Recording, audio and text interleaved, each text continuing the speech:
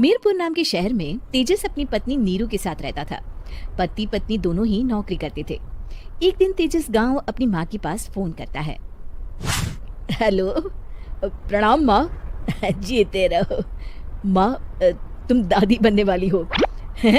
अरे वाह, ठीक है बेटा, मैं कल ही आती हूँ।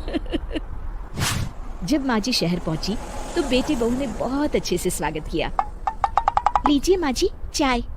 अरे गर्मा गर्म पकोड़े ले आओ माँ के लिए। नीरू रसोई में गई और 2 मिनट में ही पकोड़े ले आई। जी ये लीजिए। बहू जादू से बनाए हैं क्या? अभी तो रसोई में गई थी।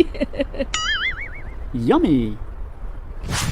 माँ जी, शीला रसोई में पकोड़े तल रही है, मैं बस लेकर आई। हे भगवान, मेरा धर्म भ्रष्ट कर दिया तूने। अब तो गंगा जल से शुद्धिकरण करना होगा। दूसरे दिन, माँ जी मैंने नाश्ता बना दिया है, ऑफिस जा रही हूँ। पर अभी तो घर का सारा काम पड़ा है। शीला आती ही होगी, झाड़ू पोछा बर्तन कपड़े वो सब कर लेगी। हमारे जमाने में घर का सारा काम हम ही करते थे। जी माँ जी, आप बहुत होशियार हैं, मैं घर ऑफिस दोनों नहीं संभाल पाती। तो जरूरत क्या है घर से बाहर जाकर चाकरी करने की? वैसे भी घर का काम खुद करने से घर में बरकत आती है, समझी? पर माँ जी। पर वर कुछ नहीं, इस महीने की पगार मिले फिर ऑफिस बंद है। हाँ। रात को नीरू तेजस से कहती है, सुनिए जी, माँ जी बोल रही थी कि मैं नौकरी छोड़ दूं। वैसे ठीक ही तो है, अभी तुम्हें आराम की जरूरत है। फिर भी आराम कहाँ, शीला को छुड़ाने के लिए बोल रही थी। तो अब 24 घंटे में इतना काम तो कर ही सकती हो।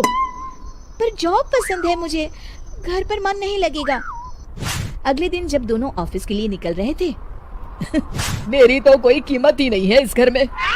माँ जी आजकल महंगाई बहुत है, रहन सहन भी बदल गया है, दोनों नौकरी करते हैं तभी ठीक रहता है। अच्छा, तू कहना क्या चाहती है? मेरा बेटा तुझे बिठा के खिला नहीं सकता? तू ही इस घर का खर्च चला रही है, हैं? नहीं माँ जी, मेरा वो मतलब नहीं था। मतलब खूब समझती हूँ, ये बाल धूप में सफेद नहीं किए मैंने। हाँ। अब तो ये रोज का काम हो गया था। तेजस भी रोज की झिकझिक से परेशान हो गया था। एक दिन उसने कहा, नीरू, वैसे भी तुम्हें मैटरनिटी लीव मिलने वाली है, तो अभी से ही छुट्टी ले लो। पर क्या, मेरी सैलरी अच्छी खासी है। आखिर नीरू ने रिजाइन कर दिया। जब बच्चा हुआ तो घर में सब बहुत खुश हुए। कुछ दिनों बाद तेजस फाइल देख रहा था।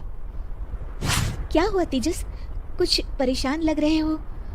हाँ, वो हमारी जितनी सेविंग्स थी वो तो हॉस्पिटल में और छठी के फंक्शन में खत्म हो गई है नीरू। और अभी वैसे मंदी चल रही है तो मैं बोल रही थी कल मुन्ना को हेपेटाइटिस का टीका लगवाना है। नीरू, क्या पोस्टपोन नहीं कर सकते? नहीं जी, बिल्कुल नहीं। अब तेजस को समझ में आ रहा था कि उससे गलती हुई है। पैसों की कमी का असर घर के माहौल पर भी पड़ रहा था। अगले दिन, बेटा मेरा चश्मा और ये दवाइयाँ ले आना, पर्चा देते हुए माँ जी ने कहा। जी।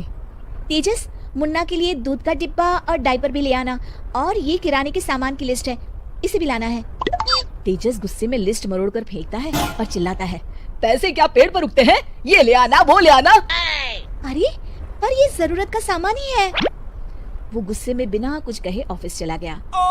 अरे अरे लंच तो ले जाइए। नीरू दौड़कर डिब्बा पकड़ाती है। एक दिन खाना खाने के बाद, नीरू, अब तो मुन्ना कुछ बड़ा हो गया, तो अब तुम वापस ज्वाइन कर लो ना जॉब। पर इस रिसेशन में जॉब मिलना बहुत मुश्किल है। ट्राई तो करो। फिर मुन्ना? माँ जी है ना, और एक फुल टाइम मेड भी लगा लेंगे। पर माँ जी, उन्हें तो पसंद नहीं।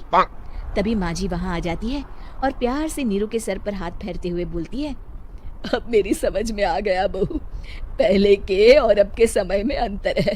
तुम काम शुरू करो, मुन्ना की जिम्मेदारी मेरी। मेरी प्यारी माँ जी।